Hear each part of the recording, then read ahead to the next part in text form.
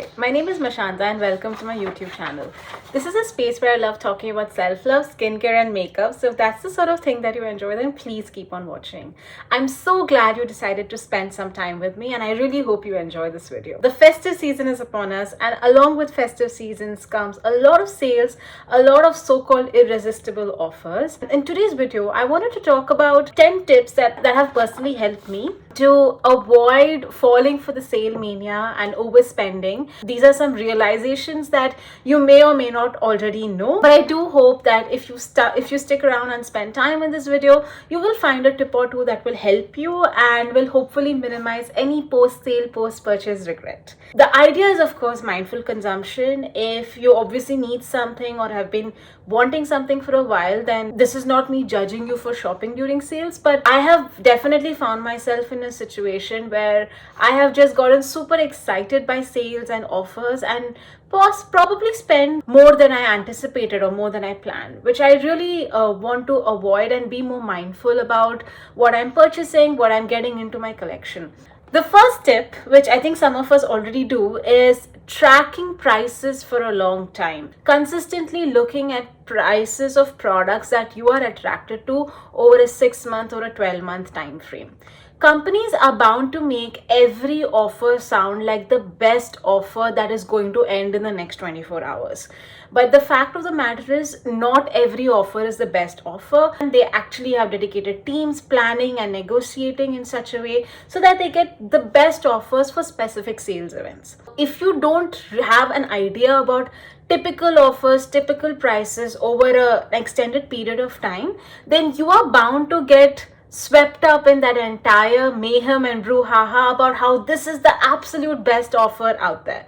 There have been so many times where I've realized that companies have inflated prices during the sales so that the discount appears a lot more deeper versus a non-sale period. The second point is waiting after wishlisting. What I've realized is when I have a product in my wish list that I've considered for, say, months together, it helps me realize whether something was a temporary need or something was a relevant desire that's been festering for a while. I always like to wishlist any or all products that intrigue me, and I keep revisiting that wishlist every month or so. Most of the times when I revisit a wishlist, I'm cutting down at least 50% of the products that I wishlisted because I've realized, you know what, that was just a temporary need. That was something that I decided I wanted at the back of one of my favorite influencer videos, and when I actually carefully considered, I didn't really need that product as much. Now, the waiting period can differ for different people, and my waiting period for that low buy is at least 6 to 8 months. You can decide what that waiting period is for you. I know people who've done it for 24 hours. I know people who do it for a week, a month, and so on. The principle is that, wishlist and wait and don't fall for impulsive purchases. The third point is that limited edition products are a scam. At the end of the day, businesses want to maximize on products that do well in the market. And sometimes limited editions are a way to test some of these products. So if a product is limited edition but is such a big hit, then chances are the company is going to find a way to bring that in full time. So don't think that a product is limited edition and therefore you have to buy it. I would much rather suggest that even if there's a product that's limited edition, wishlist it, research about it, listen to a bunch of reviews. It's much better to miss out on a limited edition product than to pounce and buy a bunch of limited edition products, 80% of which don't work for you. The fourth point, and this happens a lot during the holiday season, is when we fall for cute packaging. Packaging is always an added bonus. That cannot be the only reason why you buy a product.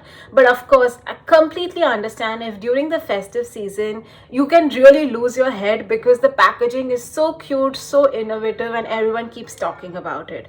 But my huge recommendation is please don't purchase products just for the packaging. They will only gather dust in your organization shelves, and they will also not survive future declutters that you might consider. Number 5, get yourself an accountability partner, and this can be a friend, this can be your spouse, a family member, anyone. It's just so helpful. Sometimes they will suggest things that can distract you, or they will just remind you once again. Having that external forcing mechanism to stop you from doing it just creates another barrier in the whole purchasing process, and it really helps minimize impulsive purchases. Number 6, holiday season, festive season also comes along with a bunch of combination kits, and of course a lot of the times the comms around all of these SKUs is that the full value is 5,000 rupees, but you're getting it at 2,800 rupees. That's just an example, right? I get it. I think it's a great way for companies to bundle products, to cross sell, to increase the order value. It's a great way for companies to get consumers to sample their products, etc. But as a consumer, it's easy to fall for this because you think you're getting a huge deal, something that's worth 5,000 you're getting at 2,800. But it's important that you carefully consider this purchase.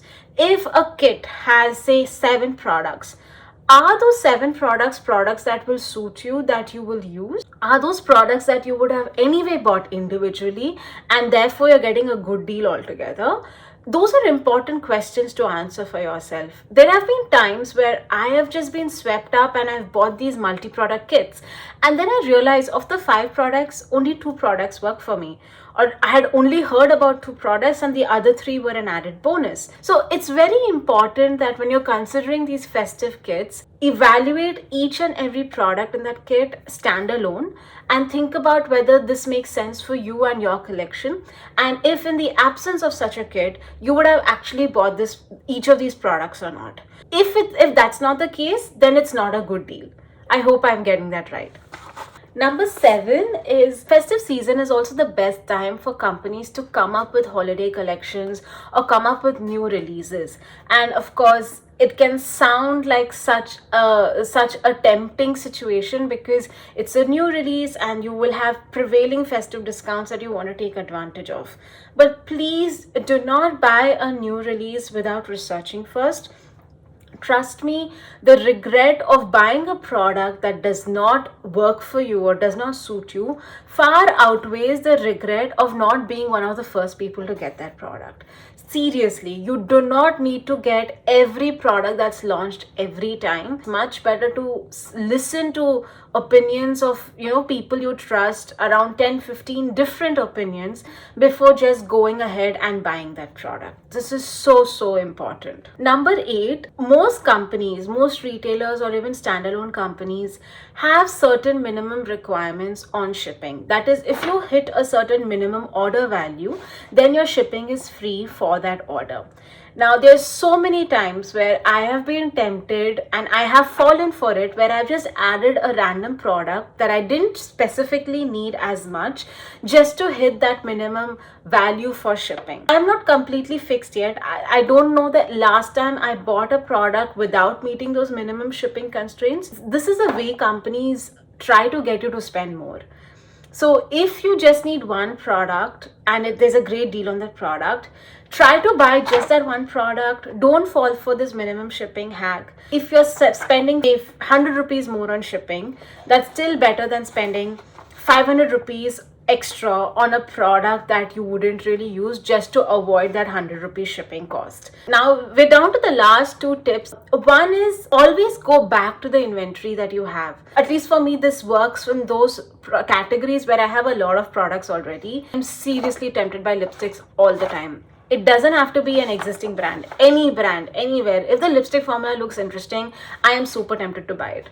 But the only thing that's stopping me from just going all out is just a constant reminder in my head that I already have 150 lipsticks. For example, if I'm tempted by a red lipstick, I go to my collection, look at all the red lipsticks that I have, see how unused they are, swatch all of them, compare it to what I'm tempted by, because at the end of the day, a red lipstick is a red lipstick. That's the single color that is there. By just refamiliarizing myself with products that I already own, it's like a cold splash of water to kind of quench that random temptation that I have to take advantage of the sale season.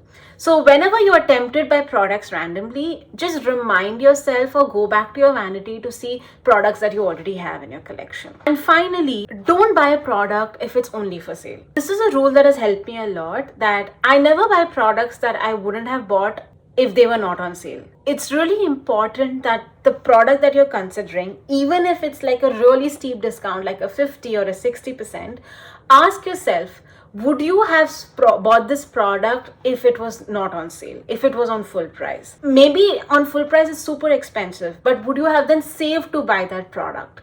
That's a good way to kind of be very clear about whether you are actually buying for the product intrinsics or you're buying because it's on sale and you don't mind spending. Imagine, right, if there is a product at full price and let's say that product is worth 3,000 rupees, but then you also see a collection of products. Say these are products worth 8,000 rupees, which you would have never considered, but you're considering them now because they're at a 50% discount. So in your head, you're like, you know what, I'm getting products worth 8,000 at 4,000 rupees. So I will just buy those products. But at the end of the day, you are getting products worth 8,000 at 4,000, but these are products that you don't need and therefore will not use. And that still is a waste of money. So I would strongly recommend that if you're considering any product and you're purchasing it during the sale, then ask yourself whether you would buy this product if it's not on sale. If the answer to that is no, then this product is not for you, and you shouldn't buy that product. Those were the 10 tips that I had. I hope these were useful. I hope these were helpful. Please let me know what you think in the comments below. And if you like me and the general vibes of this channel, I would love it if you would consider liking, commenting, and subscribing to this channel. It does wonders for me and my motivation. I do upload videos thrice a week on Mondays, Wednesdays, and Fridays. So I hope you'll stick around, sign up, and spread the word. Thank you so much. Have a great time wherever you are. See you. Bye. I woke up in my bed, but you lay next to me. Felt the time and my eyes started watering.